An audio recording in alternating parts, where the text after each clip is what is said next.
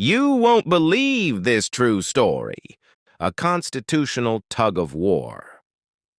In the post-Civil War era, the U.S. government was like a group of siblings trying to share a giant pizza. Everyone wanted a slice, but no one could agree on how much sauce the Constitution should have. Congress, still feeling peppy after passing the 13th, 14th, and 15th Amendments, was flexing its legislative muscles, while the president was over here like, "Hey, remember me? The executive branch?"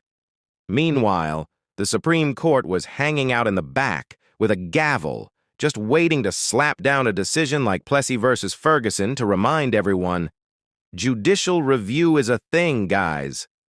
The rule of law was about as flexible as the Wild West's interpretation of rules, which, let's be honest, often involved a saloon brawl to settle the question of checks and balances.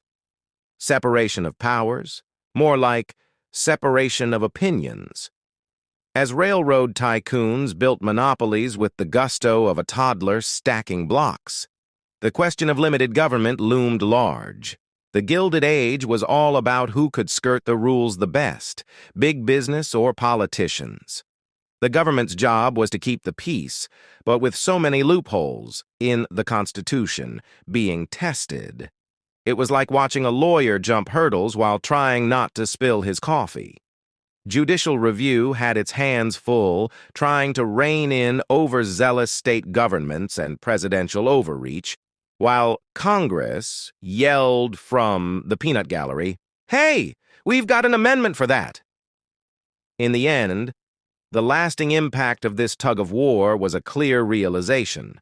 The Constitution was like a rubber band. Stretchy, but eventually, someone was going to snap it back into place.